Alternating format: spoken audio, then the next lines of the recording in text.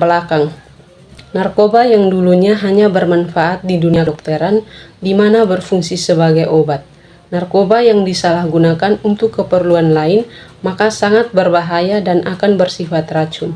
Narkoba adalah akronim untuk obat-obatan terlarang dan berbahaya. Narkotika, alkohol, psikotropika, dan zat adiktif lainnya biasa disebut sebagai narkoba.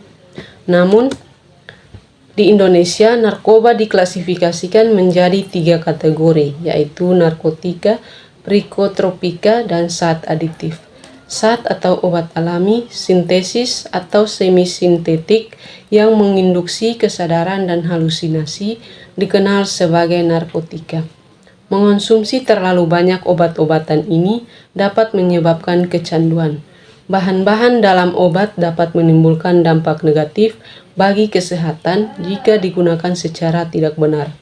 Prevalensi penyalahgunaan narkoba di seluruh dunia, bahkan di Indonesia, merupakan bagian dari pola perilaku masyarakat yang menggunakan narkotika, zat adiktif, dan psikotropika tidak melalui petunjuk tenaga medis.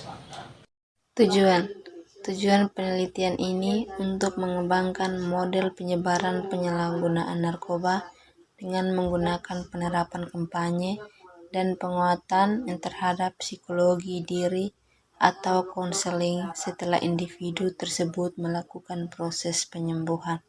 Model matematikanya, penelitian ini melakukan formulasi dengan menyusun masalah dan mengkonstruksi model matematika dinamika oleh Abdul pada tahun 2022. Penyebaran penyalahgunaan narkoba menggunakan 5 kelas populasi, yaitu kelas populasi susceptible atau S, lighter user atau A, heavy user atau H, treatment atau T, dan recovery atau R.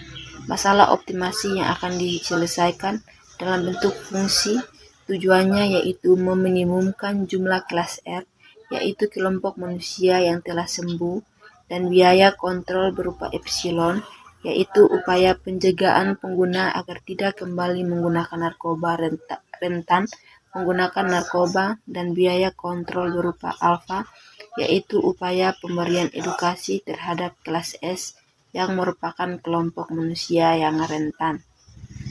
Penelitian ini berkaitan dengan penelitian kuantitatif. Selanjutnya, dengan menggunakan prinsip minimum kontra eigen diperoleh bentuk pengontrol yang optimal.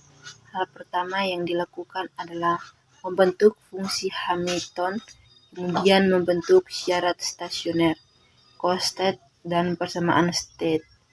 Simulasi numerik dilakukan untuk memperoleh solusi yang optimal dengan menggunakan nilai awal dan menggunakan bantuan software MATLAB R2013A. Menarikan kesimpulan dari hasil simulasi numerik dengan metode jumlahan Riemann untuk melihat jumlah individu yang menyalahgunakan narkoba pada tingkatan berat. Hasil dan pembahasan. Permasalahan yang berkaitan dengan model matematika pada penyebaran penyalahgunaan narkoba dengan dilakukan pengembangan model.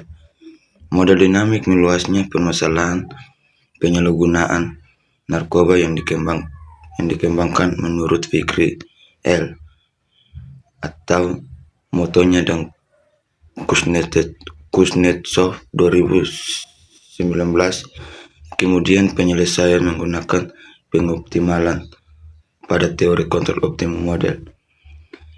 Yang dikembangkan terdapat hasil 5 model kelas populasi, yaitu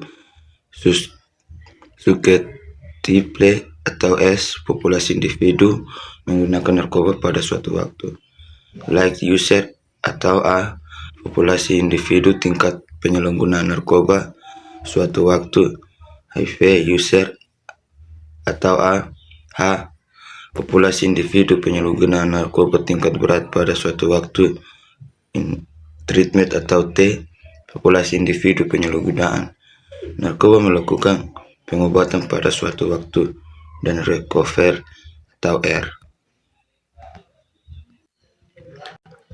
Yang berikut populasi individu yang mengalami masa penyembuhan pada suatu waktu.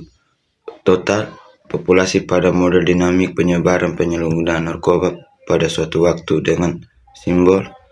Sistem dinamik pada penyebaran penyalahgunaan narkoba dari beberapa asumsi dinyatakan dalam gambar. Teman-teman bisa lihat pada gambar berikut. Gambar 1 diperoleh sistem persamaan diferensial sebagai berikut. Teman-teman bisa lihat.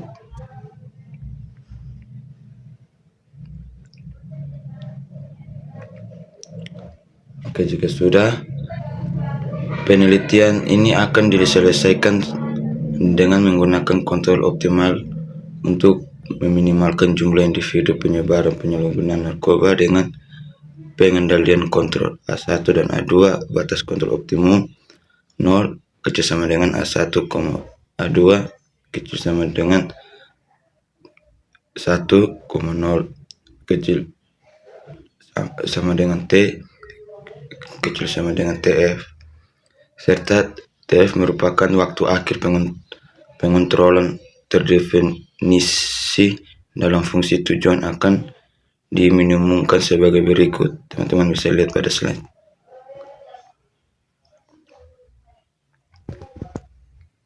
Oke, jika sudah, kita lanjut lagi. Koefisien C1 adalah nilai bobot yang bertujuan untuk mengurangi jumlah individu pada tingkat ringan individu penyalahgunaan narkoba. Koefisien C2 adalah nilai bobot yang akan mengurangi jumlah individu tingkat berat pada penyalahgunaan narkoba. Koefisien C3 adalah nilai bobot dari fungsi kontrol A1, yaitu upaya kampanye anti narkoba.